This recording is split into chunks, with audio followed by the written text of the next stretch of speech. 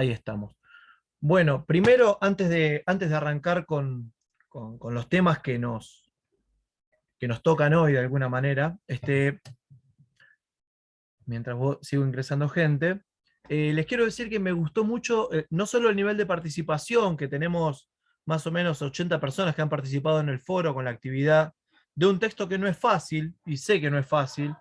De hecho, ya lo habíamos hablado, se los había transmitido, que el texto de Basilakis, cuando no están al día con ciertas lecturas o no es parte del cotidiano, se puede hacer un poco complejo. Así que realmente sé que no es un texto fácil, que si revolearon insultos está bien, porque es normal, digo, ante este tipo de textos puede ser que se hayan puesto un poco nerviosos en algún momento, nerviosas, espero que no haya sido tan grave, pero sí, me parece que está bueno que empiecen a encontrarse con este tipo de lecturas tal vez un poco más complejas y que las vamos a trabajar de todos modos para que podamos, por lo menos, no solo quitar dudas con respecto al texto en sí, sino entender por qué lo trabajamos, que es lo que me parece más importante aún, ¿no?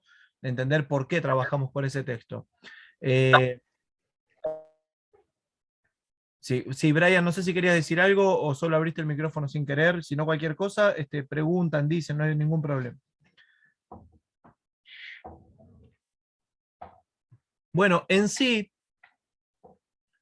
cerramos la clase anterior, el encuentro anterior, en el cual tuvimos que hacer un poco una revisión con esto de que faltaba cargarse la segunda clase, digamos.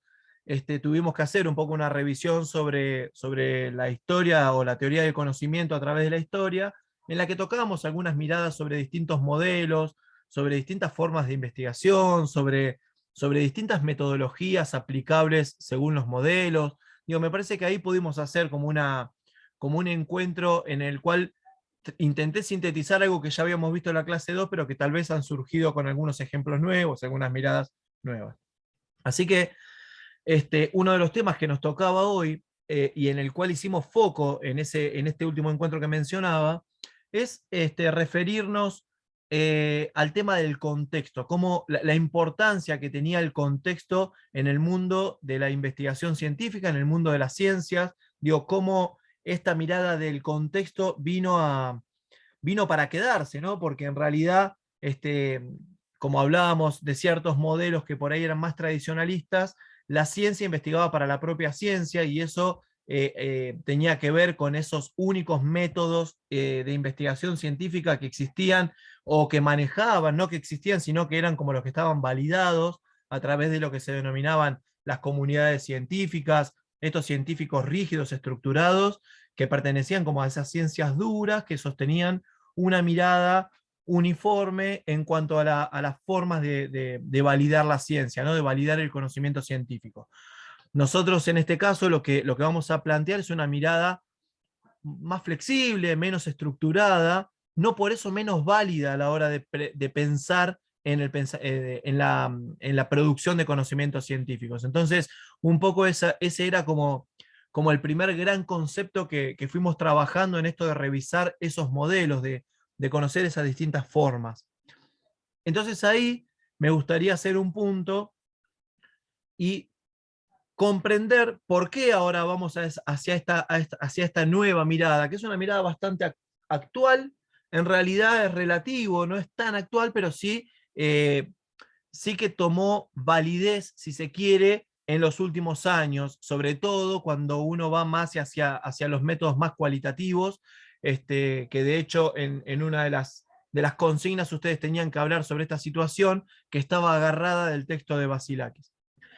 Antes de entrar al texto de Basilakis, me gustaría hacer como una breve revisión y ya cerrar ese tema para entender por qué hablábamos del contexto cuando definíamos qué era metodología.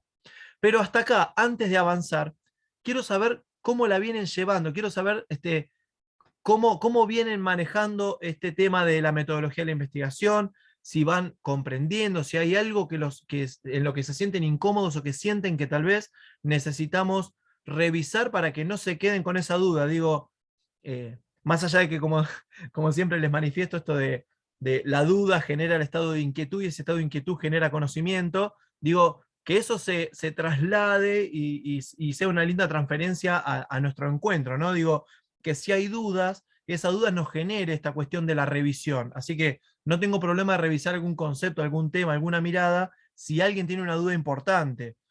Porque tenían que leer para hoy, como tenían 15 días, ¿se acuerdan que les había dicho de revisar La ciencia como práctica social, que era un texto de Roxana Inov, y después empezar a hojear el texto de Basilakis? Y con eso les íbamos a mandar como una guía de lectura, que es sobre la que estuvieron trabajando estos días, o algunos hoy, que la subieron hace un ratito, hace breve tiempo, digo, pero no importa, digo, se han tomado el tiempo de poder leerlo, de poder trabajarlo, de poder mirarlo, eso está buenísimo. Así que estoy en parte contento de ver que han participado bastante de este foro, y esa es un poco la idea también, ¿no? A través de la lectura y del ejercicio de escribir, a veces también después facilita cuando nos encontramos, porque surgen cosas que decimos, ¿de qué se trata esto? Y en el diálogo surgen y facilitan esa comprensión. Así que un minutito, 2 minutitos, preguntas que aparezcan, como para revisar conceptos que ya fuimos trabajando y dejarlos como para que se queden tranquilos con lo que vamos viendo. Dale. Profe, yo tengo una consulta porque Sí, Lucas. apareció muchas veces este término y no lo terminé de comprender. Sí, El concepto de ontología. sí, O esperaba sea, que lo no. pregunten. Buenísimo. Muy bien, Lucas. A partir de la lectura del texto de Basilakis, ¿alguno o alguna logró interpretar a qué se refiere con ontología? ¿O alguno se encargó de buscar, aparte de qué se trata la ontología, alguien revisó este término? ¿O se animó a revisarlo cuando encontraron que no sabían de qué se trataba? Sí, yo lo tuve que buscar, profe. ¿Y qué te pasó, Franco, cuando lo buscaste? Y si no me equivoco, tenía que ver con lo previo, o sea, con lo que vos conocés previamente, esa idea que se tiene sobre algo que se arrastra desde el pasado, en experiencias Bueno, previas. bueno, estás cerca, está bien. Si lo entendiste de esa manera, no estás alejado de la realidad, pero ahora vamos a profundizarlo un poquito. ¿Qué más? A ver, ¿alguien más lo buscó? ¿Alguien más tuvo que revisar de qué se trata? No es, profe, yo lo que encontré también me causó la misma inquietud que el compañero, que es una ciencia metafísica que estudia el proceso de conocimiento. Bien, que estudia, sí, andas por ahí cerca, pero sí, tiene que ver mucho con la metafísica en un principio, pero no siempre. Ahora vamos a revisarlo en ese sentido, pero está muy bueno el aporte, Yo Edgardo. hace tiempo lo leí en un libro de Carpio, donde decía Introducciones a la Filosofía. Sí, Y ahí él le explicaba, estoy recordando hace varios años, que la ontología era una rama de la filosofía que sí. antes le decían metafísica, Ujú. que era el estudio de los entes, o sea, del ser en tanto que es, Sí, como que estudia la generalidad. Igual no lo preparé, pero estoy recordando lo que leí hace varios tiempos, pero que está es una bien, rama de la Rubén, filosofía está muy bien, está muy bien, como está la por ahí la ética. cosa. A ver, no, Profe, ojo que no están diciendo cosas tan distintas, lo que pasa que desde la interpretación y desde dónde lo leen también tiene una relevancia importante. Entonces sí, ¿qué más? A ver, ¿quién se encargó de buscar el término? cuando lo leí más o menos había entendido, o sea, en base también a lo que dicen los compañeros, que también estudia lo que es la relación entre la acción y los que participan de esa acción. Ajá, Lo he interpretado por ahí por una par de definiciones que había encontrado. bueno. Es como que estudia los entes, que son los participantes, y su acción, Sí, digamos. de hecho, onto significa ente, o sea, habla de los entes, habla de esa referencia simbólica que se hace a algo, a un objeto, a un sujeto, a algo metafísico, digo, no importa qué, pero sí refiere al ente. Así que sí, está muy bien, Pablo, está muy bien el aporte. Bien. ¿Alguien más encontró algo sobre ontología?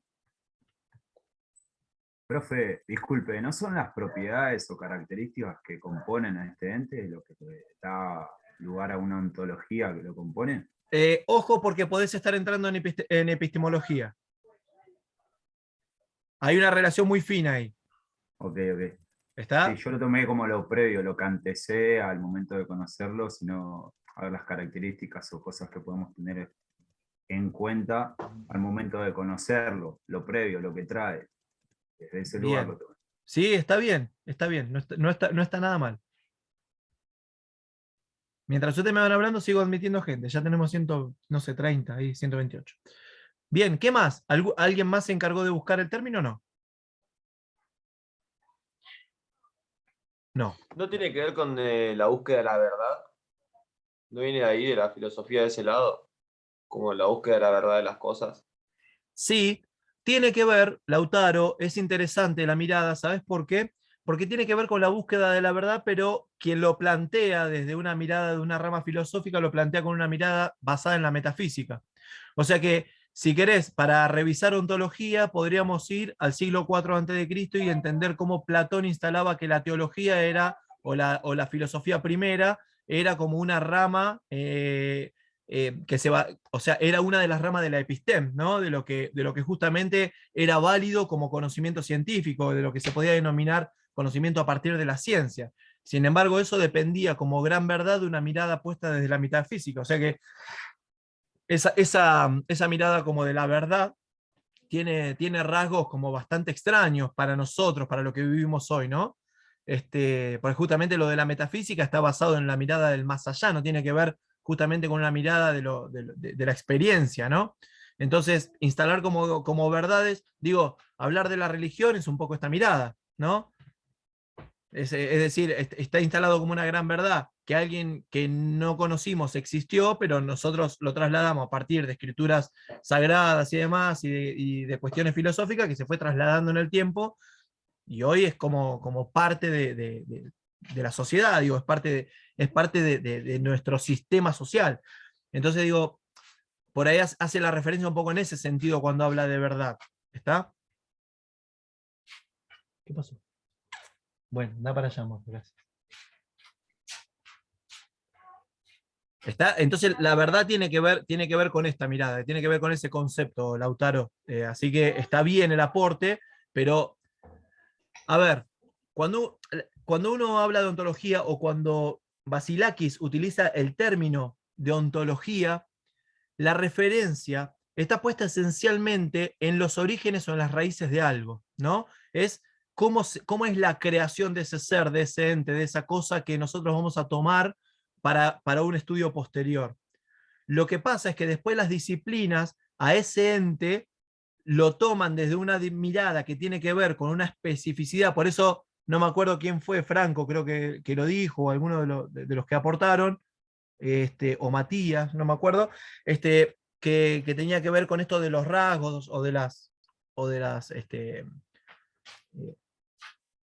no sé cómo habías dicho, no sé qué término habías usado, pero como si fuesen los rasgos de ese ente. En realidad, las propiedades, creo que usaste la palabra adecuada, creo que fue propiedades. Matías, creo que fuiste vos que lo dijiste. Sí, sí, había dicho. Habías dicho propiedades, ok. Bueno, en realidad, estas propiedades tienen mucho que ver con la disciplina desde la que se atraviesa la mirada, ¿no? Que en parte es un poco lo que venimos hablando, esto de cómo influyen los métodos, cómo influyen los modelos, tiene mucho que ver de dónde provienen, de qué área, de qué rama, de qué disciplina, ¿no? De qué ciencia, ¿no? Un poco esa era la mirada que tenía que ver con la de los modelos.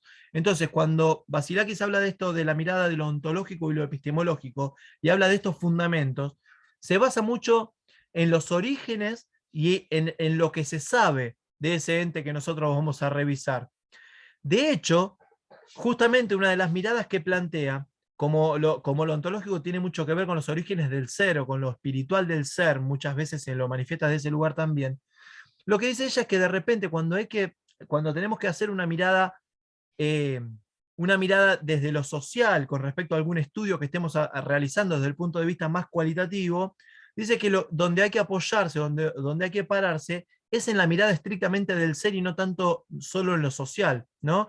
Es como que hay que tomar esos rasgos y esas perspectivas o esas propiedades que tiene ese ser más allá de lo que suceda en esa realidad social. Entonces se enfoca mucho en la identidad de ese ser humano, ¿no? Entonces un poco la referencia ontológica viene por ahí. Entonces hablar de lo ontológico y lo epistemológico lo manifiesta como algo que va de la mano, pero que así todo no es suficiente. Así todo no termina de ser suficiente. Un poco esa es la mirada que plantea el texto. Es decir, che, hay una mirada ontológica y epistemológica, pero que no termina de ser suficiente. Es decir, no nos quedemos con eso, porque si nosotros nos quedamos con esa mirada, es como que seguimos parados en esa posición del conocimiento a priori, de lo prescriptivo, esto que veníamos hablando de esos métodos tradicionalistas de la ciencia que manifiestan estos enfoques únicos, estos enfoques metódicos, de los cuales no te podés correr porque si no la ciencia no estaría validada, ¿no? Entonces, un poco esa es la mirada que se busca discutir en este texto. ¿Cuál es el posicionamiento que tiene el investigador a la hora de pararse frente a la investigación? ¿Y cuál es el posicionamiento de quien es investigado? ¿No? ¿No se encontraron con esto cuando leían? Profe, Sí, y acá entonces entrarían los conceptos que después habla de la epistemología del sujeto cognoscente y del sujeto conocido. Que ahí se correcto. habla. Muy bien, muy bien. ¿Lograron interpretar de qué se trataba sujeto cognoscente y sujeto conocido? Yo, por lo que entendí, el sujeto cognoscente sería que todos los sujetos son todos iguales, los puedes clasificar de la misma manera. Dentro de un mismo concepto, de un mismo contexto, podés clasificarlos. Por ejemplo, gente en Argentina que está sin trabajo. Pero el sujeto conocido es gente que está en el mismo contexto, pero que tiene cada uno sus particularidades diferentes. Esa persona que está sin trabajo puede ser porque lo echaron, puede ser porque renunció, puede ser por diferentes cuestiones. Yo lo interpreté Con así. sujeto conocido estás cerca, con sujeto cognoscente te faltó algo importante. Ok. Para mí, Sí, sujeto conociente es el investigador y conocido es el investigado. claro, pero bien. Habla de Yo sujeto creo cognoscente, que es el investigador. Bien, pero ¿qué características entendés vos cuando habla del investigador como sujeto cognoscente? Que tiene la capacidad de conocer.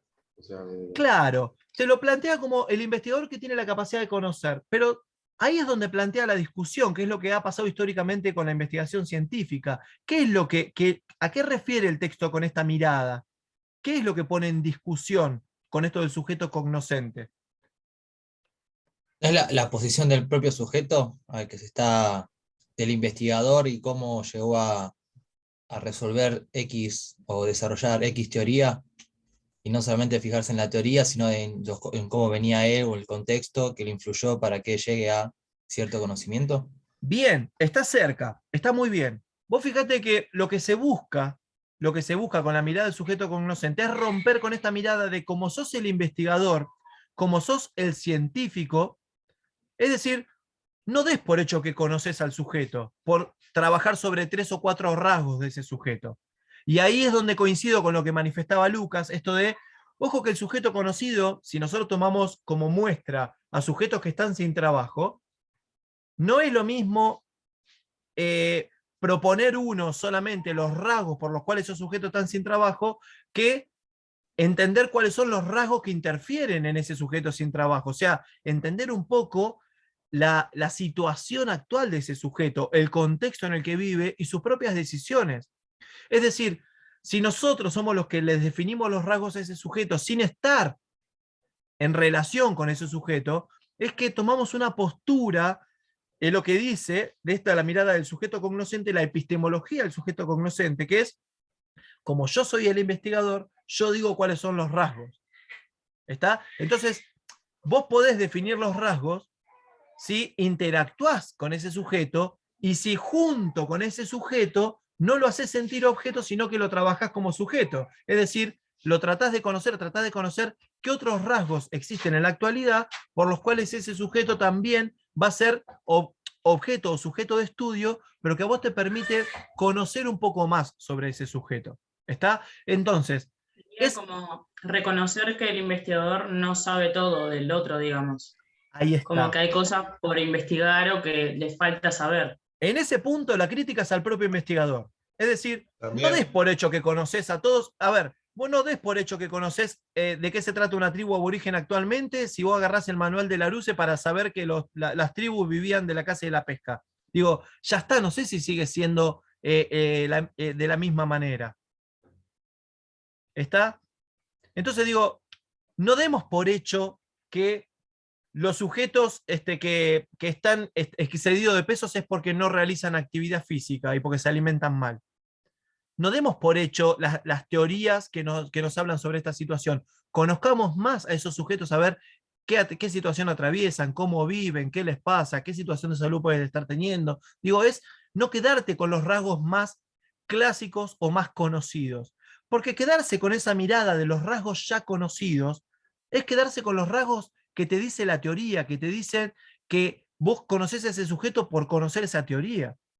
Y ahí es donde entra la mirada de la epistemología, de vos creer que sabés de qué estás hablando sobre esos sujetos solo por conocer la teoría que te avala.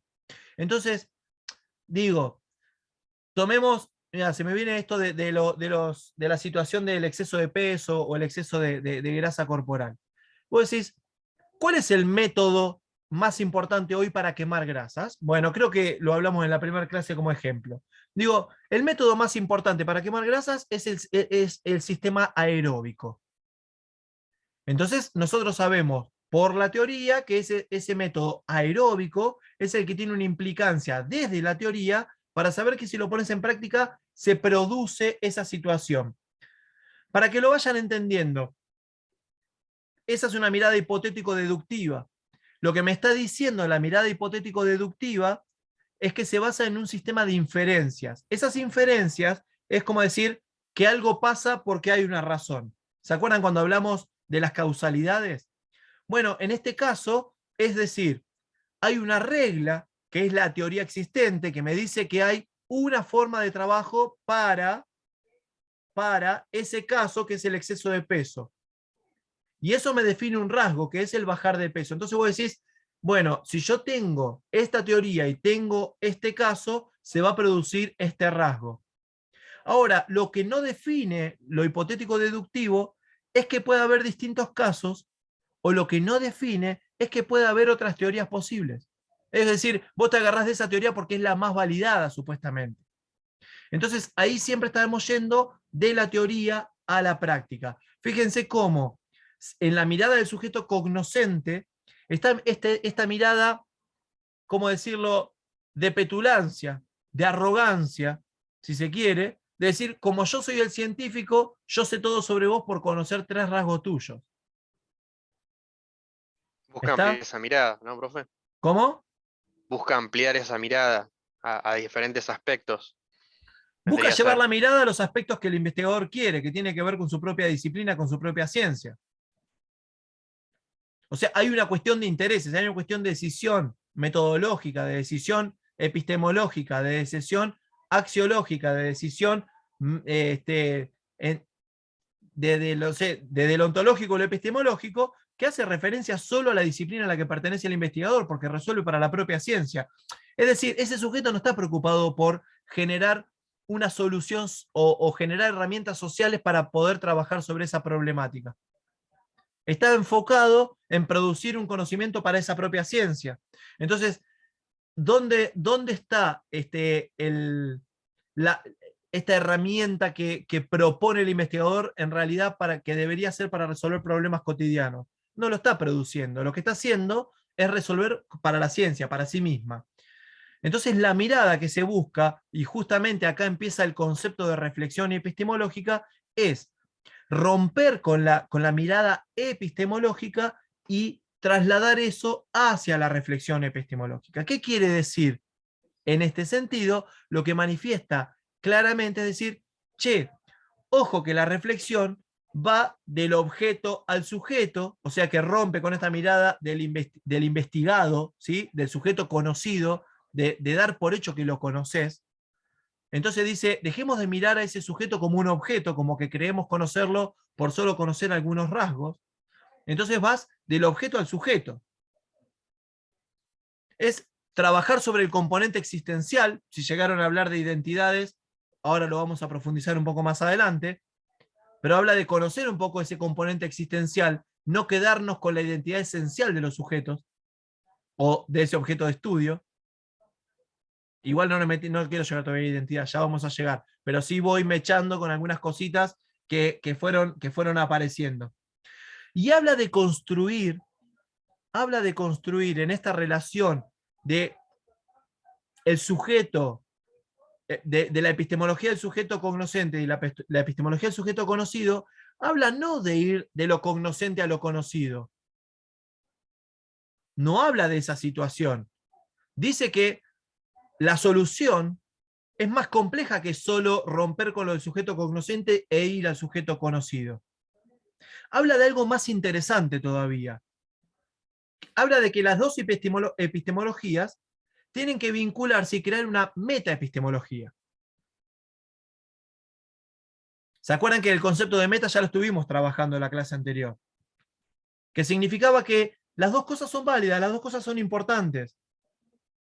Y ahí aparece una búsqueda que es muy interesante, porque la metaepistemología lo que busca entre sujeto cognoscente y sujeto conocido es algo que se manifiesta como muy importante a la hora de desarrollar conocimiento científico. ¿Qué es? ¿Qué se les ocurre que es? Acá ya les di una gran ayuda, porque les hice toda una introducción previa a entrar a esos conceptos. Es más, ya mencioné identidad esencial e identidad existencial. Que trata de, o sea, acepta incorporar nuevas formas de conocer. Bien, ¿y esas nuevas formas de conocer de qué se tratan? De los paradigmas en los que se van. Bueno, uno es la coexistencia de paradigmas, que es como fundamental en las prácticas sociales de la investigación científica. Si no coexisten paradigmas, porque volvemos a la mirada de la disciplina. Cuando uno pertenece a una disciplina, está criado, si se quiere, para usar un término bien simbólico, está criado con una mirada determinada, que dependen de las tradiciones y los modelos de esa disciplina. Entonces, lo que está diciendo Vasilas es que si nosotros queremos trabajar con esta mirada puesta en el sujeto, con esta mirada puesta en lo social, con esta mirada puesta en una mirada interpretativa, que es como el paradigma que se intenta ir validando con el tiempo, el paradigma interpretativo, que es el más cualitativo de todos, ¿no? Porque habla del materialismo histórico, habla del positivismo y habla del interpretativo. Dice que para validar este interpretativo necesitamos ir validando procedimientos. Bueno, dentro de esos procedimientos y de esa búsqueda de nuevas formas, aparece algo que es sumamente importante y que para otros métodos o para otros paradigmas era mala palabra. Puede ser en cuenta el contexto. Y cuando tiene en cuenta el contexto, ¿qué busca? Que el investigador haga ¿qué con el contexto? Esté ubicado en un tiempo concreto, preciso. Si está ubicado en espacio y tiempo concreto, vas bien, Ailén. A ver, si estás ubicado en espacio y tiempo concreto y contemporáneo, digo, y actual, eso es ¿por qué? Porque estás ¿qué? Relacionándote, interfiriendo con el contexto. Alimentación. ¿Cómo? ¿Es lo de la interacción cognitiva, profe, lo que está usted mencionando cuando habló antes? Claro, hablamos de la relación, de este intercambio, de esta retroalimentación, escuché por ahí, viste que acá en la virtualidad algunas cositas van apareciendo. Digo, si no escuché mal, dijeron retroalimentación. Acercamiento también. Acercamiento. En algún momento... Profe, disculpe, sí, que se eliminen estos roles de posiciones de que el que investiga al otro tiene, lo que mencionaba recién, tiene todo el poder y que estén a la par. Claro, Francisco, porque lo que se busca es que quien está siendo investigado tenga la posibilidad de decir, che, mirá que yo no soy eso que vos estás diciendo. ¿Por qué tengo que entrar en tus clasificaciones? ¿Por qué tengo que entrar en tus categorizaciones si yo no siento que soy eso? Es como una retroalimentación para que no quede en la subjetividad del que está investigando y lo que solamente percibe él, ¿no? Bien, Simón. ¿Viste? ¿Se acuerdan cuando en los primeros encuentros hablábamos un poco, apareció esto, ahora que lo decís, ¿no? Apareció esto un poco de la subjetividad y la objetividad. ¿De qué se trata ser subjetivo y ser objetivo? Fíjense que el intento de objetividad muchas veces hasta es más subjetivo que la propia objetividad. Porque en realidad ese investigador está siendo objetivo desde su propia mirada, desde sus propios valores, desde sus propios conocimientos. O sea que la subjetividad está siempre presente. Esto que acaban de decir, esta búsqueda de intercambio, esta búsqueda de interacción, como bien apareció por ahí, que recién alguien, creo que fue Nicolás, que dijo lo de la interacción. Fíjense que habla de interacción cognitiva. No dice interacción de que necesitas ir a vivir con el otro, compartir un asado, tomar una birra. No está diciendo eso. No está diciendo que en la interacción tiene que haber un vínculo cercano, que tiene que haber una amistad. No está diciendo eso. Dice que el investigador está bueno que nunca pierda la postura de investigador, porque eso te permite tener una mirada que no roce lo afectivo, que no roce lo emocional cuando vos tomás decisiones. El investigador vive de tomar decisiones, entonces esas decisiones metodológicas que vos vas tomando tienen que ir de la mano, tienen que ir de la mano de ciertas validaciones, pero también de tener en cuenta ciertos aspectos que son sumamente importantes. Y cuando habla de interacción cognitiva, habla de preocuparse por conocer al otro, pero permitir que el otro te conozca. Que sepa por qué y para qué estás investigando. Que sepa que no vas a investigar sobre él, que vas a investigar con él. Hay una gran diferencia en pararse por encima y pararse como un igual. Es una gran diferencia. Entonces, si yo me paro por encima, inclusive, lo que me puede pasar es que no termine extrayendo toda la información o todo el dato que podría obtener por no tener ese vínculo, por no tener esa interacción. Y de esa interacción, de esa relación entre sujeto cognoscente y sujeto conocido, surge algo sumamente interesante, que lo denomina, en este caso Basilecki lo denomina como la construcción cooperativa de conocimiento. Fíjense qué interesante. Pasamos de la mirada de un sujeto cognoscente que se para sobre un sujeto conocido, en la cual por algunos rasgos decidimos que conocemos a ese sujeto, a hablar de construcción cooperativa de conocimiento. ¿No? Entonces, en esta construcción cooperativa de conocimiento, es donde encontramos esa relación muy interesante, que habla de los tipos de identidad que aparecen cuando uno está investigando. Habla de los tipos de identidad. Y si yo pregunto cuáles son los tipos de identidad que ustedes encontraron, sí, lo afectivo sí, Sebastián. Perdón, algunos chats los veo, otros no, porque mientras voy hablando, ahí justo leí la pregunta de Sebastián que pregunta sobre lo afectivo. Y lo afectivo puede tener una incidencia en la investigación. Hay que tener mucho cuidado de hasta dónde la involucración. Sí. También. No sé si lo que... Ojo, perdón que le respondo ahí a eso que dice Manuel. No sé si la palabra es objetividad. Lo que se pierde tal vez es el enfoque. Que el enfoque termina siendo tal vez hasta más importante que esa búsqueda de objetividad. Porque si nos preocupamos tanto por la búsqueda de objetividad, seguimos siendo tan subjetivos como si no pensáramos en la objetividad. O sea, hay que tener cuidado con esto de objetividad y subjetividad. Uno puede creer que está siendo objetivo con algo que en realidad está siendo más subjetivo que otros. Digo, porque si yo me preocupo por conocer esa muestra con la que voy a trabajar, si yo me preocupo por conocer un poco más a fondo esa muestra, en realidad lo que estoy diciendo es que estoy tratando de ser objetivo con conocer más a fondo esa muestra, lo cual tiene rasgos de mayor objetividad que creer que yo estoy siendo objetivo por trabajar con rasgos que yo determino.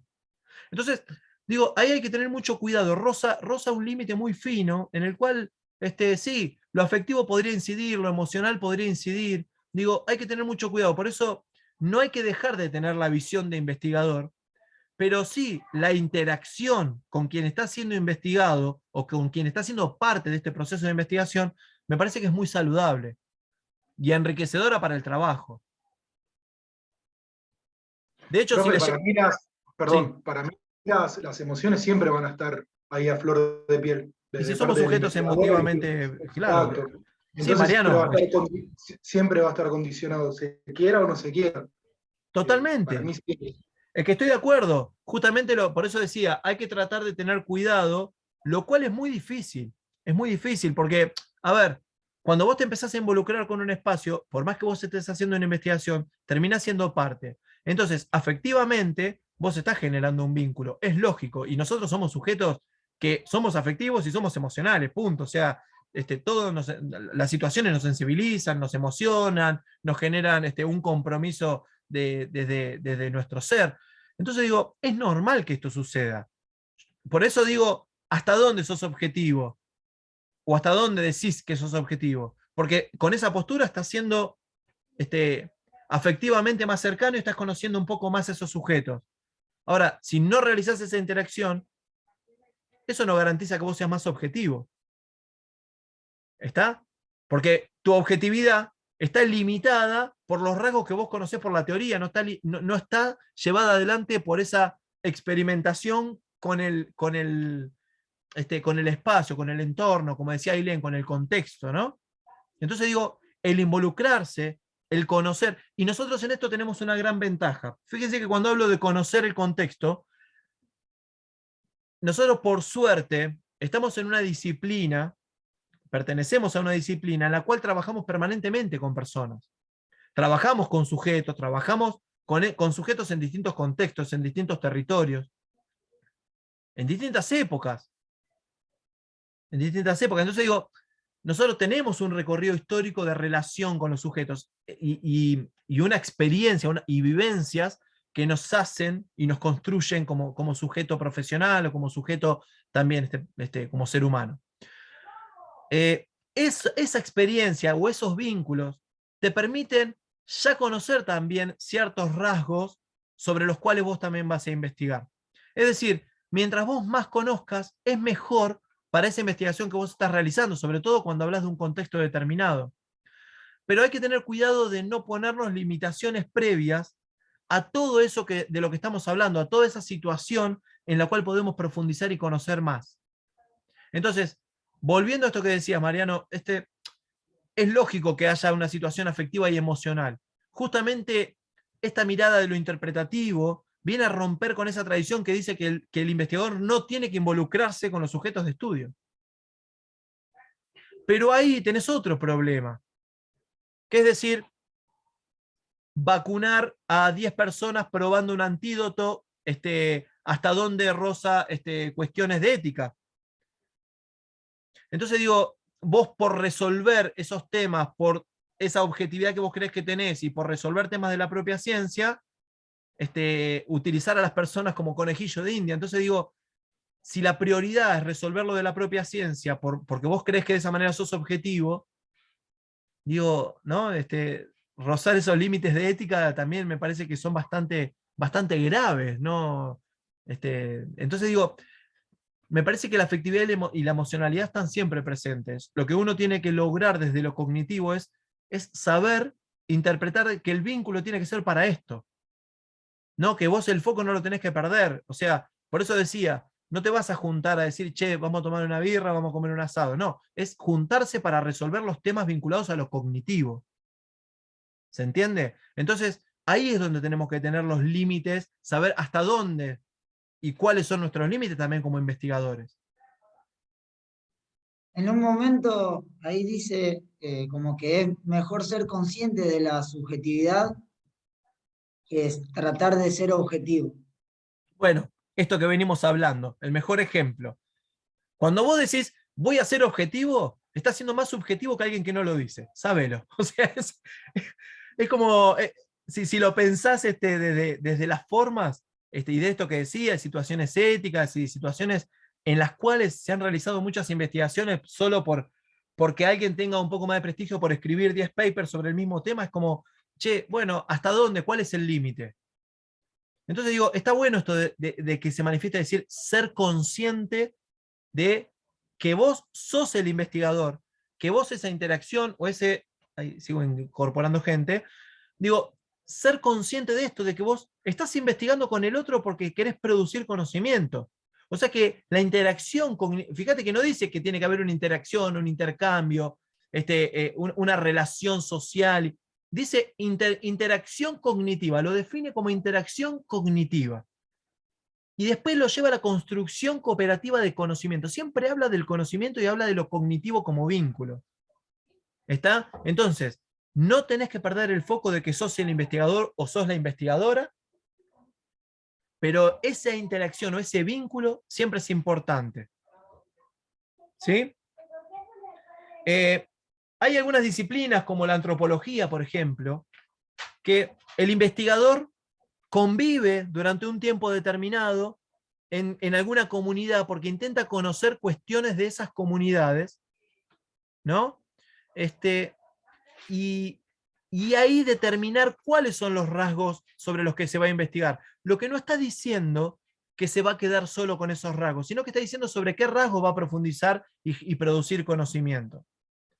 ¿Está? Entonces, ahí está el error de pensar que porque nos quedamos con los rasgos que aparecen de esa interacción o tomar rasgos de esa interacción, eso sería suficiente. Si hacemos eso, estamos en la misma situación que si nos paramos del otro lado, es decir, con los rasgos que me da la teoría son suficientes. Por eso, recién hablábamos de metaepistemología. No quedarnos ni con la epistemología del sujeto cognoscente ni con la epistemología del sujeto conocido. O sea, los dos extremos en este caso, de hecho Vasilaki siendo una persona que lo tira todo el tiempo a la investigación interpretativa de características cualitativas, inclusive ella dice, ojo que los dos extremos son malos.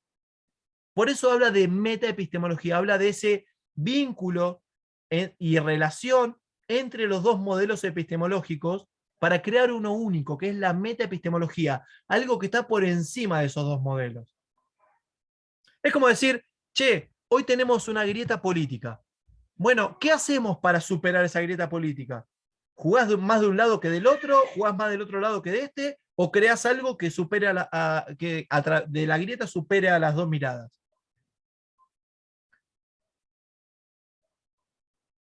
¿No?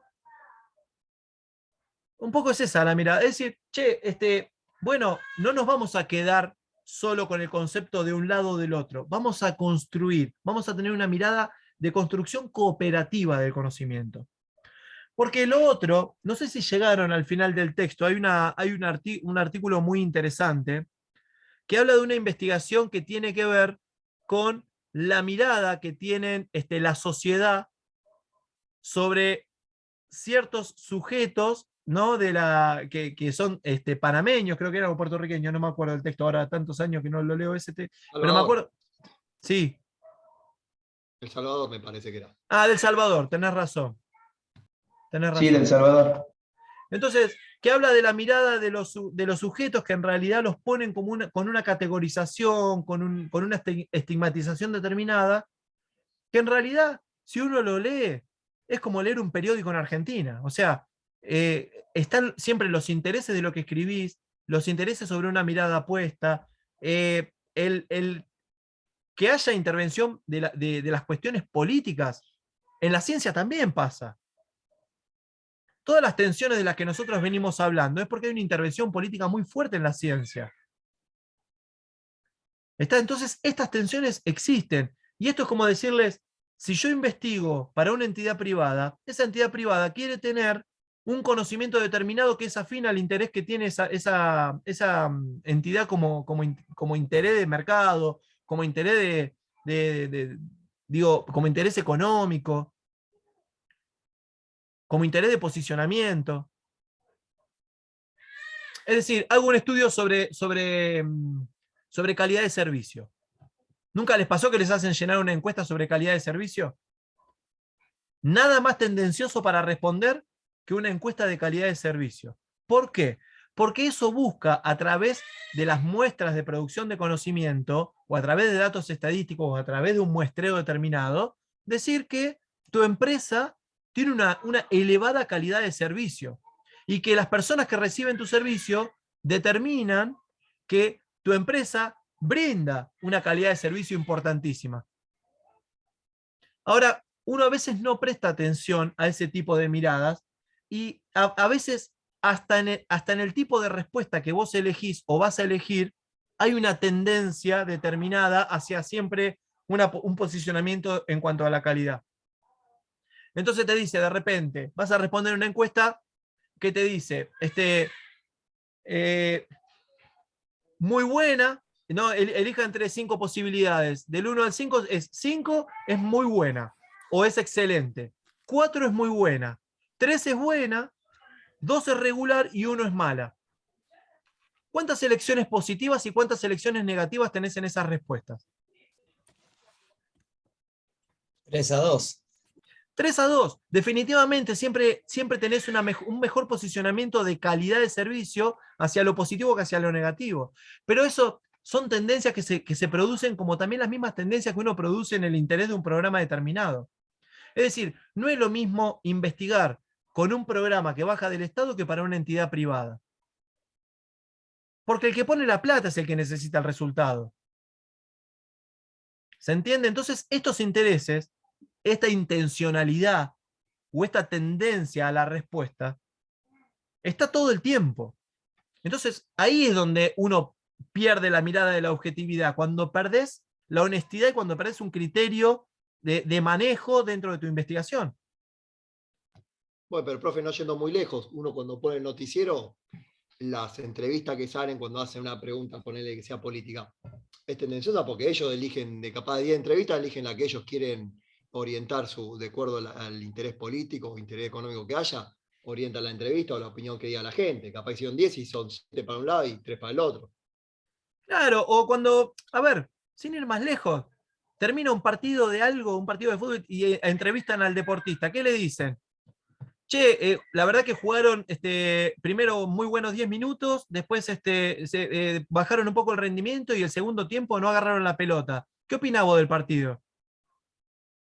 Es decirle, eso que vos me dijiste, o sea, no tenés respuesta posible, pues ya te dio la respuesta. La pregunta es la respuesta que está esperando.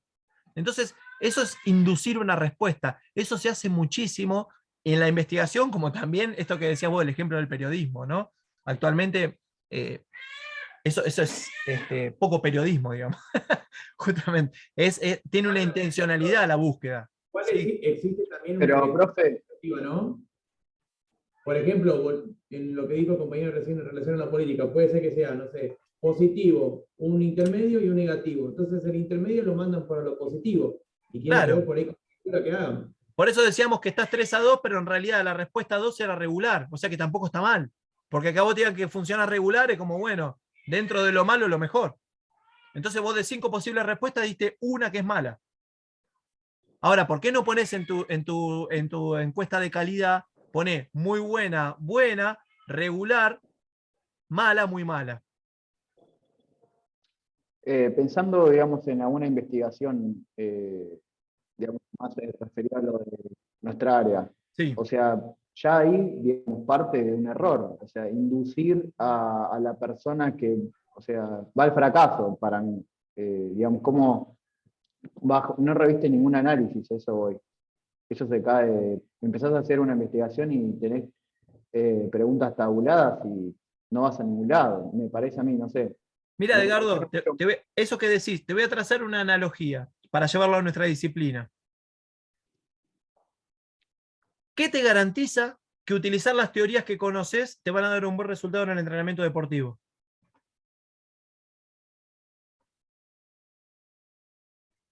¿Puede repetir, profe, que no escuché bien?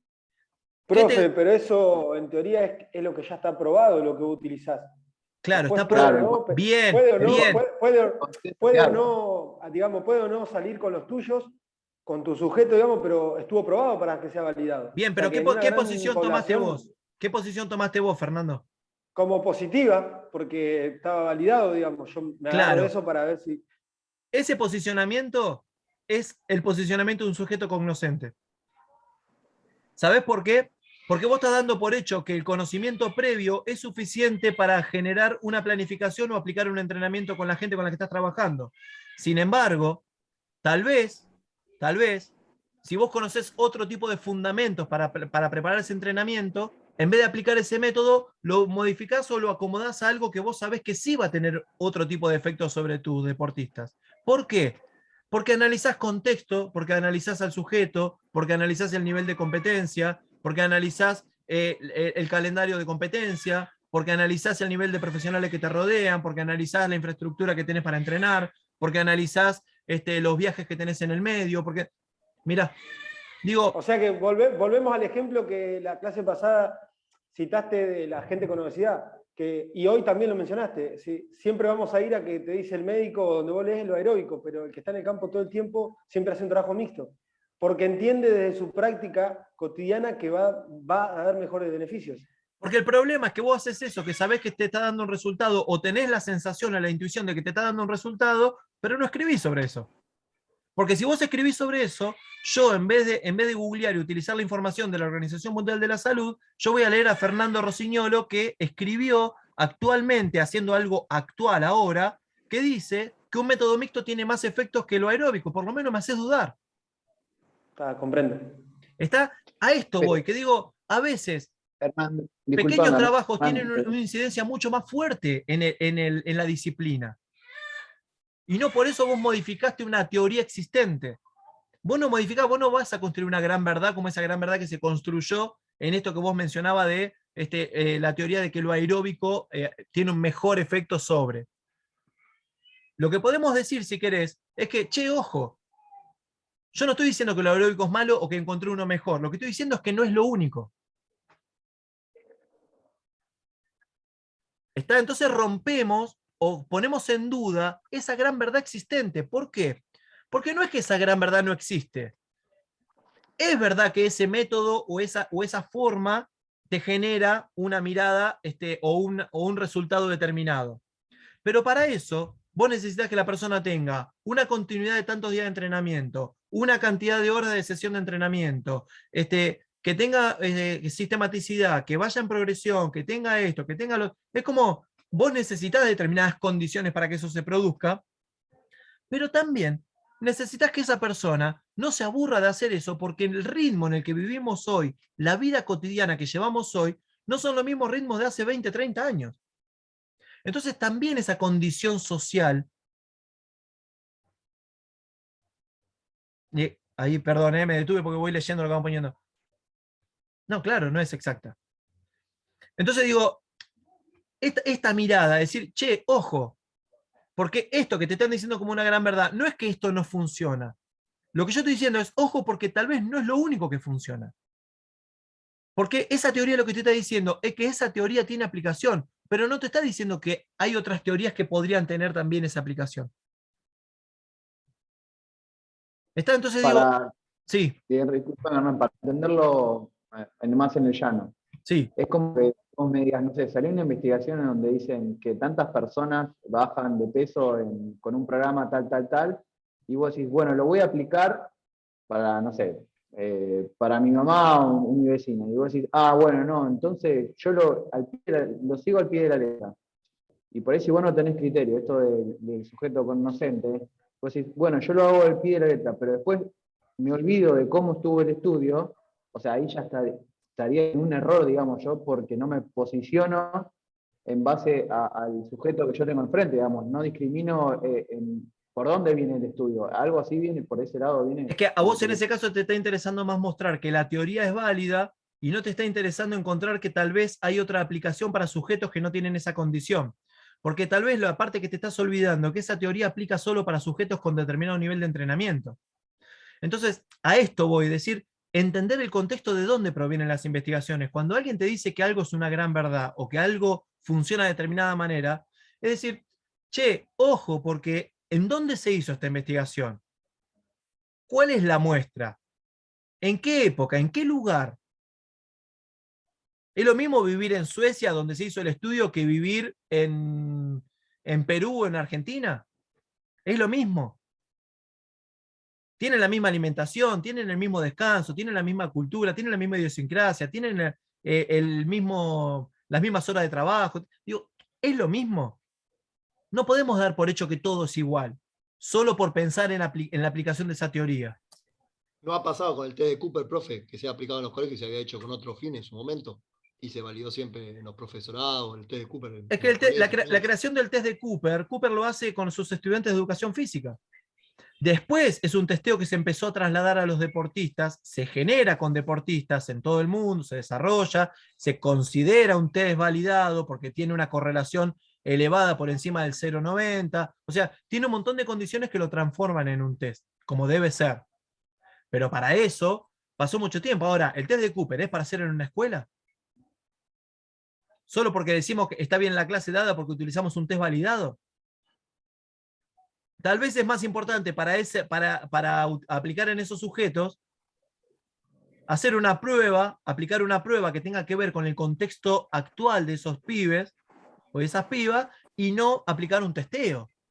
Porque el objetivo es cumplir, el objetivo en ese caso es cumplir con el test, no es generar algo positivo para los estudiantes. Claro, pero ahí lo que el profe le está hablando en el contexto, al igual que cuando utiliza alguna herramienta que está validada, depende para quién, cómo, dónde y cuándo, qué es lo que buscar. O sea, si nos guiamos por los principios que tiene el entrenamiento, ya vas a saber que hay algo que tenés que contextualizarlo, porque si no, no te van a dar los resultados que vos creés. Claro, pero si vos pones en más importancia el test de Cooper que los pibes, porque por el hecho de que es el test de Cooper, ahí está en error. Bueno, equivocado. En la investigación es lo mismo. Es lo que estoy diciendo. Justamente a esto voy a decir, no dar por hecho que lo que se dice siempre es la verdad. Digo, tal vez Hoy en día capaz en nuestro ambiente, profe, está como idealizado el paper como algo que, como si fuera palabra santa, y muchas veces es como, si lo dice el paper ya está. Y capaz que si uno empieza a leer el paper y analizarlo un poco más, y a leer un poco más la información de dónde proviene, y a analizar todo esto que usted planteaba del contexto, a qué tipo de población, cuál era la clase de esa población a la que se hizo esta investigación, uno se da cuenta de que no es tan así, o sí capaz dio el resultado que buscaba el investigador, pero no es que es una regla general que se puede aplicar a todo. Creo que no te llamas iPhone, ¿no? No, perdón, lo que pasa que es... No, decime tu nombre, que no sé. Pues son Franco Spacavento. Lo que pasa es que se me desconectó 1000 veces. No pasa nada, Franco, pero era para saber cómo te llaman nada más. Escuchame, Franco, a ver, esto que estás diciendo es interesante. Vos fijate, yo te podría decir que de una investigación, se pueden sacar 10 papers. O 20. De una investigación. El problema es cuando nosotros creemos que el paper es tan importante. Digo, el paper te puede dar una mirada, te puede dar una representación de algo. Ahora, cuando vos decís que porque es un paper está recontravalidado, ahí estamos en un error. Hay trabajos en revistas digitales abiertas, en revistas científicas abiertas. Hay trabajos mucho más interesantes muchas veces que los papers que vos bajás de una revista de recontra científica que está determinada o caracterizada como científica, que lo único que hace es darle validación a los trabajos de los que tienen renombre o tienen prestigio. Entonces, el que te escribe el paper tiene 45 papers escritos, pero escribe paper capaz que 10 papers lo sacó del mismo trabajo de investigación. Porque vos lo que haces con el paper es tomar un recorte de esa investigación y escribirla. Cualquiera de nosotros lo podría hacer. Lo que pasa es que ahí está el criterio de cada uno de qué querés hacer. A mí, por ejemplo, no me interesa esa postura. Yo no lo hago porque no me interesa la postura. Ahora, si yo voy a un concurso docente, tener 45 papers es más válido que tener 5. Entonces, ahí es donde seguimos posicionados en la mirada de que el prestigio del target está en este tipo de cosas. Pero la evaluación no deja de ser entre pares. Entonces te siguen instalando lo de la comunidad científica. El que te dice que eso vale o no vale es comunidad científica. Entonces, no te preguntan qué tipo de implicancia tuvo ese trabajo en una sociedad o en un problema social. Lo que te están diciendo es, qué lindo paper, qué bien que está el método, cómo está bien desarrollado. Sí, que está validado capaz por una página que tiene renombre, entonces muchas veces se cae en el error de no cuestionar algo porque lo dice alguien que tiene, como decís vos, 45 papers o es un científico de renombre. Entonces, capaz sí está bueno tomarlo como una herramienta o como información que te puede llegar a servir el día de mañana como para tenerlo en cuenta, pero no como para declararlo como una verdad absoluta.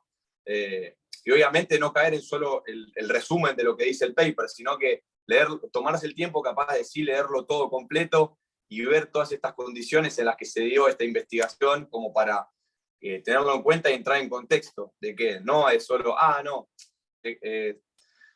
se dedujo que a mayor cantidad de masa muscular, más años de vida. Está bien, pero hay capaz que una persona se mató en el gimnasio, se suplementó bien, durmió bien, todo, se puso gigante y después terminó, no sé, falleció a los 50 años capaz, llevando una vida súper sana por un antecedente capaz que tenía cardíaco que tenía de la familia, capaz. El problema es que no nos enseñan profesionalmente a interpretar esos papers. Entonces, esto que vos estás diciendo puede haber sido un estudio de caso único, y lo que te dice un estudio de caso único es que eso aplica solo para la persona con la que se hizo esa investigación. No es aplicable a todas las personas por el hecho de haberlo hecho con una persona, ¿está? Entonces, lo mismo que cuando vos tomás una muestra de una sociedad, de una comunidad. Entonces, vos tomás una muestra que es representativa, pero que sea representativa no quiere decir que vos hayas construido la gran verdad o un conocimiento universal por el hecho de contar qué pasa con una muestra representativa. Es decir, sí, Leandro, ahí te doy la palabra, no me olvido, dame un segundo. Yo, por ejemplo, ahora yo estoy terminando un trabajo, una investigación que tiene que ver con el hábito de actividad física en los adolescentes, ¿no? Tomo una muestra de un territorio del conurbano y la comparo con una muestra de varios territorios del conurbano. Entonces, yo en ese trabajo, ¿qué es lo que trato de identificar? Primero, por ejemplo, tiempo, duración y frecuencia de la actividad física que realizan esos adolescentes. Pero por otro lado, estoy averiguando otro tipo de cosas que tienen que ver con la acción social o que tienen que ver con una acción política futura, que es reconocer cuáles son los tipos de organizaciones en los que eligen realizar este tipo de prácticas, la incidencia que tuvo la pandemia en la práctica deportiva o de actividad física de los adolescentes, reconocer qué definen ellos como la actividad deportiva o la actividad física de elección para realizar como práctica de interés, y analizar inclusive, por ejemplo, el interés que tienen por la práctica. Y por otro lado, todo eso vinculado a los niveles de accesibilidad. Porque la accesibilidad es uno para mí, o sea, y lo que estoy encontrando con la investigación que vengo haciendo, y es una muestra importante de cada territorio, la accesibilidad es uno de los problemas más importantes que tenemos. Y fíjense algo interesante, ¿vieron cuando decíamos esto de la interacción, del conocer el territorio, de intercambiar aspectos así, o generar esta interacción con los adolescentes? Me surge un dato que es interesantísimo. Una de las cuestiones en las que se trabajan como factores, por ejemplo, de la no práctica, se toma la distancia, la economía, las obligaciones familiares, se toman un montón de rasgos, algunos que provienen de la teoría, otros que extraigo del vínculo y de algunos encuentros en conjunto que hice con los adolescentes que fueron dándome como esas categorías de análisis, ¿no? Vayan agarrándolo porque estoy tirando como muchos términos también que vamos a ir usando. Categorías de análisis, uno de ellos, o variables. Entre ellos, una de las cosas que me surge interesante es que, por ejemplo, cuando hablamos de obligaciones familiares, que tiene que ver con el cuidado de los hermanos en casa, el tener que trabajar en el comercio de mis viejos, el tener que cuidar mi casa, el no poder irme porque estoy solo, sola, y no tengo quien me acompañe, todo este tipo de cosas que tienen que ver con las obligaciones familiares, tienen una incidencia muy fuerte en la no práctica, que no es la primera razón, me aparece como la tercera razón importante por las cuales los adolescentes no realizan, los que quieren realizar, no tienen acceso a la práctica. Pero ¿saben qué me pareció como interesante? Que las obligaciones familiares, en uno de los municipios aparece como el 100% de las obligaciones familiares sucede en el género femenino. Fíjense si no es un hallazgo. Y además, cuando lo analizo en los otros 10 municipios en los que extraje muestras, la correlación que existe entre unos y otros me da que en el resto de los municipios hay un 89% de la elección de las obligaciones familiares también es de las mujeres. Varias cosas para analizar ahí que podrían tomarse de esa situación. Primero, que el género masculino no reconoce en la adolescencia la obligación familiar. Segundo, podría ser que al género femenino le da vergüenza hablar de que tiene obligaciones familiares. Y está naturalizado, como en la sociedad sucede, el hecho de que la mujer tiene una mayor representatividad en esto de la obligación familiar. Entonces, fíjense cómo aparecen temas que yo no había de los que no me había percatado como una incidencia en temas de género, por ejemplo. Sí tomé como género otras situaciones, pero el mismo trabajo, el mismo análisis del trabajo, me lleva a obtener como dato esta situación de que la incidencia de la obligación familiar se produce en mujeres y no en varones. En una edad adolescente. Perdón, pero la cantidad de varones y mujeres a las cuales vos le preguntaste, ¿era pareja o eran más mujeres que varones? No, es pareja, y no solo es pareja. Además, si no fuese pareja, porque esto también está bueno que lo preguntes ahora porque lo vamos a trabajar más adelante, cuando lleguemos a los análisis de datos. Aunque la relación no fuese pareja, vos estás hablando de relaciones porcentuales. Entonces seguís hablando de la representación de un espacio. Por eso te digo, de esa manera no hubiese sido un problema, aunque en este caso sí, están parejas las relaciones. Pero si no hubiesen estado parejas, igual no debería ser un problema. Salvo que haya una gran diferencia, como me decís, che, tengo 10 mujeres y tengo 120 varones. Entonces ahí te digo, sí, che, me parece que no te va a dar una relación pareja. Pero si vos tenés 70 y tenés 50, no te va a marcar una gran diferencia, porque la relación que vos manifestás es de carácter porcentual. Estás en la misma relación, o sea que no debería ser un problema desde el punto de vista estadístico. Profe. Sí. A veces noto que hay paper o estudios hechos con poblaciones muy chicas, de 20, 22 personas o 30 personas. ¿Eso tiene relación después con... ¿Es general? Es muy interesante tu pregunta, porque muchas veces parece que para que un trabajo de investigación sea válido tenés que llegarle a 500 personas y tener una muestra que se considera como representativa. Muchas veces, para que tengan noción, vieron que a veces se dan relaciones que te dicen, no, tenés que tomar el 1% de tal población. No. A ver, hay investigaciones que son de carácter netamente estadístico que tienen que tener esta mirada porque son netamente cuantificables. Ahora, ahí tenés una situación interesante también, que vos como investigador, como la investigación pasa por la decisión del investigador, vos en algún punto podés manifestar que, por ejemplo, a medida que amplías la muestra, no encontrás variaciones. Entonces, el hecho de no encontrar variaciones en el resultado, a pesar de que vos aumentes la muestra, a veces tener 20 personas puede ser lo mismo que tener 100. Porque lo que encontraste en la relación de lo que vos estás trabajando no te modifica el resultado a pesar de que vos vayas ampliando la muestra. ¿Está? Entonces no es tan determinante el hecho de que sea mayor cantidad la gente que vos tenés en la muestra del trabajo como para decir que el trabajo es más importante o menos importante. De hecho, recién dije que vos el trabajo lo podés realizar en una persona. Lo que varía...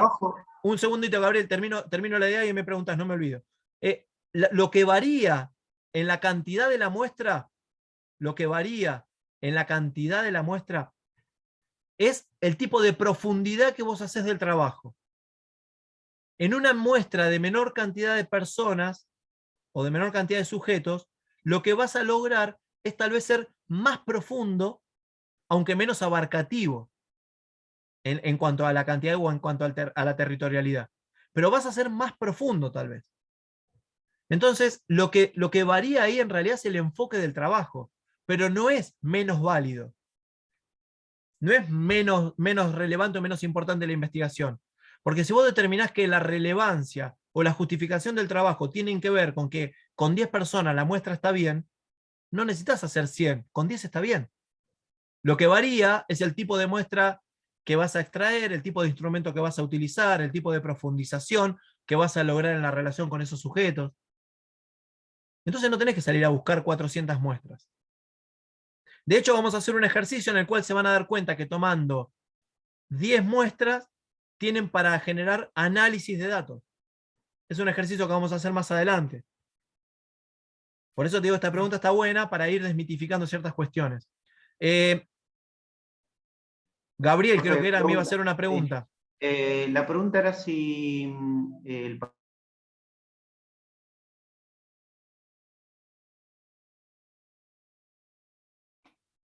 Gabriel, no sé, yo no estoy escuchando, no sé si se cortó a vos o se me cortó a mí internet. Probá de vuelta. No, creo que se le cortó a él. Dale. Que si para el trabajo final también se puede hacer caso único. Sí, por supuesto. Por supuesto. Lo que tenés que mostrar es cuál es la relevancia del trabajo. O sea, ¿Qué justificación le das para que sea un estudio de caso único? Hemos tenido trabajo, por ejemplo, con un piloto de carrera de estudio de caso único, donde se analiza el contexto del piloto de carrera. Es más, hay uno que fue de caso único y hay uno que fue de una comparación entre dos pilotos. Lo que pasa es que lo que cambia ahí es que el enfoque no va solo en los pilotos, va en el contexto del piloto, va en el nivel de inversión que había en cada uno de los pilotos, pues lo que se marcaba tenía que ver en realidad con la diferencia existente de los pilotos en cuanto a los niveles y las categorías en las que participan, ¿no? Entonces se analizaba el tiempo dedicado al entrenamiento, la inversión, el sponsoreo, el tipo de indumentaria, las herramientas tecnológicas necesarias, bueno, todas este tipo de cuestiones que hacían al contexto de los pilotos. O sea, se analizó todo el contexto y el entorno de los pilotos, marcando cuáles son las grandes diferencias existentes en dos pilotos que tenían distintos equipos de trabajos en el mismo nivel de competencia. Así fue, ahora que me acuerdo. Claro, se analizó los distintos elementos que componen a la práctica del deportista. Claro, entonces, de repente, vos decís, che, ¿y cuál fue la muestra? Bueno, en realidad la muestra fueron los dos pilotos, pero se analizó todo el entorno y todo el contexto de esos dos pilotos. O sea que fue una profundización enorme sobre la realidad de los dos pilotos, uno caracterizado como profesional y el otro caracterizado como amateur. ¿Sí? Porque uno cobraba, tenía un entorno de una empresa que lo bancaba, qué sé yo, y el otro no, el otro a pulmón, con su taller, con los negocios del barrio que aportaban para que él tenga la etiqueta o el logo de esa empresa o de ese comercio. Digo, las grandes diferencias existentes entre el profesionalismo y el amateurismo en pilotos de carrera del mismo nivel de competencia. Se trabajó sobre eso, que era... Y también tiene que ver con la accesibilidad, porque justo esta persona era el preparador físico de los dos pilotos, que tenían dos realidades distintas. Entonces tenía la accesibilidad a tener toda esa información. Accesibilidad, gran punto importante a la hora de pensar en la investigación. Ténganlo presente. Sí. Una pregunta, en ese caso que estaban diciendo recién de los pilotos, ¿se podría decir que, digamos, que el objeto de estudio de la investigación fue más el contexto que los propios... Por eso decía, sí, buena pregunta, Marcos, por eso decía recién que en realidad tus unidades de análisis son los dos pilotos. Lo que pasa es que lo que vos empezás a analizar es las categorías de análisis o las variables que están en torno a esas unidades de análisis. Entonces, a veces, por ejemplo, vos haces una encuesta y ante una unidad de análisis vos tenés 3 variables. En este caso, una unidad de análisis puede tener 15 variables. Entonces, por eso decía que lo que cambia es la profundidad de la investigación, de la búsqueda que haces en esas unidades de análisis. Tal vez en una muestra estadística tenés menos profundización, pero tenés más cantidad de datos que te dan representación territorial. Vos podés hacer solo las preguntas que te interesan o podés profundizar a temas que podés después trasladar a lo cualitativo. Pero eso lo vamos a ver más adelante, no los quiero marear ahora. Profe, eso iba a consultar. De todas formas, siempre entiendo que en relación a la hipótesis de investigación que nos propongamos va a ser también el rango hacia donde vamos a analizar y cuál va a ser el campo de análisis. Lo puedes achicar o agrandar en relación a la respuesta de tu hipótesis. Me gusta que aparezca la hipótesis, Matías, y te van a adorar tus compañeros porque la hipótesis es un quilombo enorme, o sea que te van a querer ahora por instalar este tema. No, a ver, la hipótesis está vinculada, y a mí antes que hablar de las hipótesis me gusta hablar de las conjeturas. Y se los explico rápidamente por qué, aunque nos quedan 8 minutitos. Hablar de conjeturas habla de la intuición que vos tenés sobre las problemáticas. Es decir, nosotros para investigar nos apoyamos en esa fase problemática que construimos, que tiene que ver con lo que estamos experimentando, con lo que estamos viviendo y con lo que conocemos. Pero también con una búsqueda de teoría que le da cierto respaldo a eso que nosotros decimos conocer o estamos vivenciando. Entonces, en algún punto, esa búsqueda de la problemática está llevada adelante por estas conjeturas de las cuales nosotros estamos hablando. Y conjeturar algo no quiere decir que necesariamente estés desarrollando una hipótesis. Acuérdense que cuando les hablé, por ejemplo, de lo hipotético deductivo, que estamos hablando de hipótesis, tiene una referencia teórica muy fuerte la hipótesis. Porque vos cuando haces una hipótesis es porque vas a realizar una hipótesis de trabajo. Quiere decir que hablar de hipótesis refiere a contrastar algo que se sabe.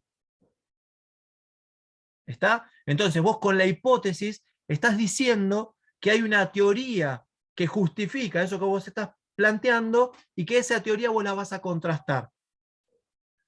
O que hay una situación de la actualidad en la cual, por ejemplo, yo podría decir, como una hipótesis de este estudio que les estaba contando, en el que ya lo estoy terminando, que los adolescentes no realizan el tiempo suficiente en cuanto a frecuencia, duración de actividad física y deportiva que recomienda la Organización Mundial de la Salud. Las variables que yo estoy utilizando ahí es, una, el tiempo, frecuencia, duración, en frecuencia y duración de los adolescentes, pero lo justifico desde la frecuencia y duración porque hay estudios de la Organización Mundial de la Salud que hablan de la frecuencia y duración como un término importante a partir del Cuestionario de Actividad Física Internacional, que es el IPAC. Entonces, como hay toda una teoría que acompaña esta mirada, yo me podría quedar con eso, pero también podría incorporarle a esa hipótesis miradas sobre la accesibilidad y la obstaculización de factores que inciden en la no actividad. Entonces, en un punto, la experiencia puede acompañar a esa hipótesis, pero en realidad yo lo que estoy haciendo es apoyarme en lo que se conoce desde la teoría, porque si no, eso define el tipo de trabajo que yo estoy realizando de investigación. Y el tipo de trabajo lo vamos a ver cuando veamos tipos de estudio y diseño, que los estudios pueden ser descriptivos, exploratorios, explicativos, hay como distintos tipos de estudios. Si yo no tengo hipótesis, o sea que no me apoyo en una teoría preexistente, si no hay un conocimiento previo que me diga cómo yo puedo categorizar ese tiempo y esa frecuencia, yo no podría plantearlo como hipótesis. Tal vez mi trabajo de investigación concluye con una hipótesis. Entonces, por eso te decía, ojo con las hipótesis, porque a veces hay trabajos de investigación que concluyen con lo que va a ser una hipótesis para futuros trabajos, porque es el conocimiento que yo dejo asentado de base desde la conclusión de mi trabajo en un trabajo de tipo exploratorio. Quiere decir que no hay teoría que me diga cómo es esa categorización, cuál es el tiempo, cómo es la frecuencia. Entonces, muchas veces por eso te detuve con lo de la hipótesis, porque me gusta más hablar de conjeturas. Recuérdenlo esto, nosotros vamos a hablar de conjeturas al principio.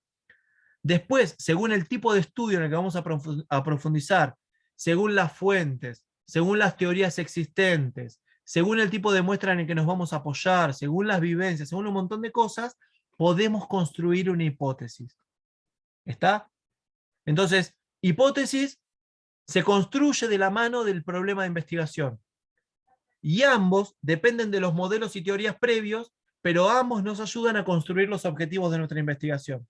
Eso es como la gran relación que se produce en esto del problema de investigación y las hipótesis. ¿Está? Así que parece un juego de palabras, pero cuando vuelvan a ver el video de la clase, deténganlo, pásenlo 2 o 3 veces y por ahí lo van a captar.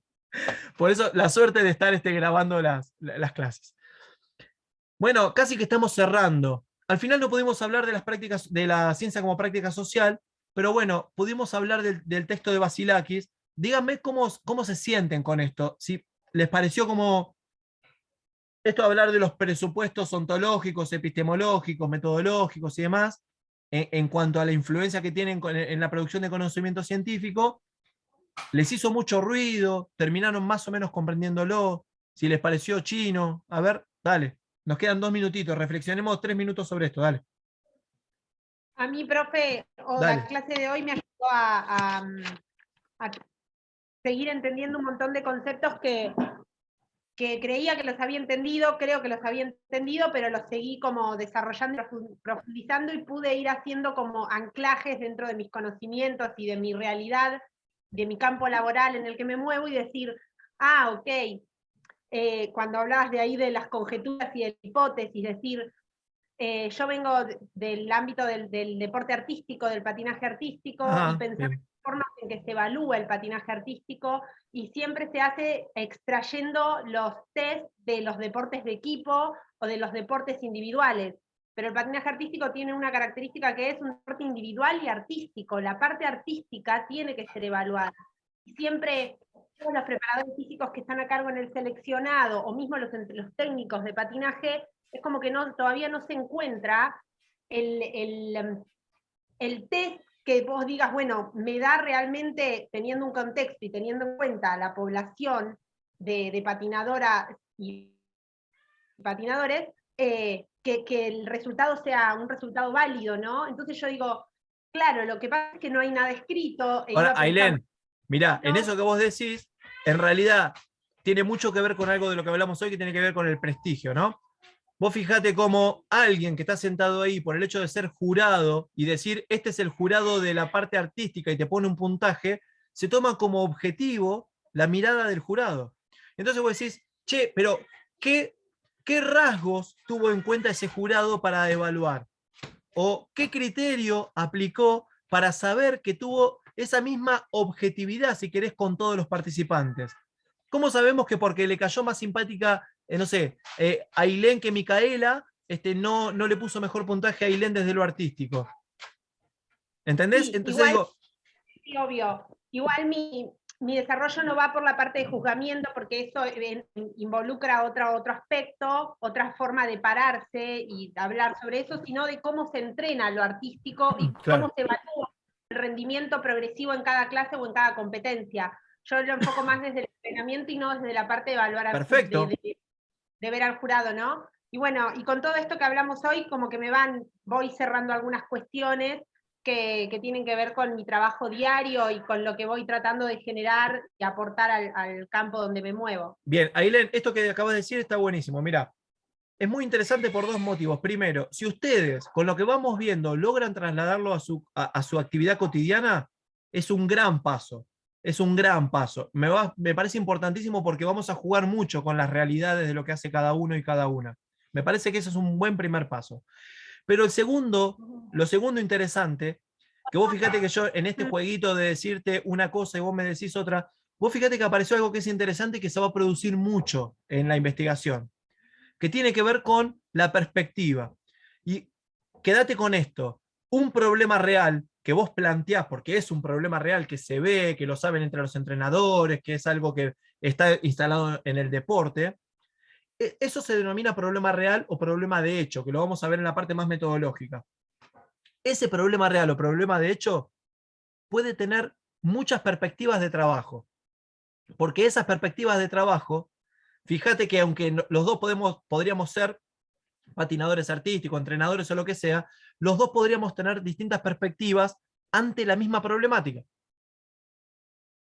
¿Se entiende? Entonces, esto va a suceder muchísimo y es lo más enriquecedor a la hora de pensar la investigación. Por eso les decía, cada trabajo de investigación, cada informe, cada escrito, cada producción de nuevo conocimiento que ustedes producen como investigadores es importante para otra persona de nuestra disciplina, de nuestro ambiente. No importa si está de acuerdo o no con lo que se escribe. Es importante porque eso nos permite profundizar cada disciplina. Entonces, esto que acaba de suceder es algo que a futuro va a empezar a pasar cuando trabajemos ya en cómo definimos un problema de investigación. ¿Qué es un problema de investigación? Digo, ¿vos vas a dejar de vivir por esto? No es un gran problema en tu vida. Simplemente es que encontrás que en tu situación laboral, profesional, hay algo con lo que hay un ruidito sistemático. Hay algo que apareció sistemático ahí que genera algo en el ambiente, que genera algo en la disciplina en lo que genera disconformidad, una mirada no acorde, digo, que genera que tal vez no es la forma, que no es lo pertinente. Esto es lo que se puede traducir en un problema de investigación. A veces pasa con una situación así, a veces pasa en la mirada de un evento, a veces pasa en pequeñas cosas que creemos que desde el sentido común están resueltas, sin embargo, requieren profundizar desde otros lugares. Entonces, un problema de investigación, un problema de hecho, se puede transformar en muchos problemas de investigación. Recuérdenlo que es algo que vamos a seguir trabajando. Clase que viene, arrancamos, refrescando conceptos de la ciencia como práctica social, como para cerrar ese texto, y nos empezamos a meter en las fases de investigación. Así que intenten agarrarlo. Es un texto corto, pero que habla de 3 fases de investigación importantes. Les doy ese porque es como bastante simple para comprender y nos va a dar una mirada de buen desarrollo. Entonces, cerramos la ciencia como práctica social y nos metemos en las fases de investigación. los dos textos están subidos y tienen que ver, son los dos de la misma autora justo, de Roxana Inov. Así que son los dos textos que tienen de ella. Si pueden, ojeen el de fase de investigación y vuelvan a ojear el de la ciencia como práctica social. ¿Listo? Bueno, después les subo el video. Que tengan una linda semana. Nos vemos el viernes que viene y atentos al foro que algo les voy a subir. Profe, Profe, nos vemos. Profe, buen fin de. Buen fin de, profe. Nos vemos. Buen fin de semana.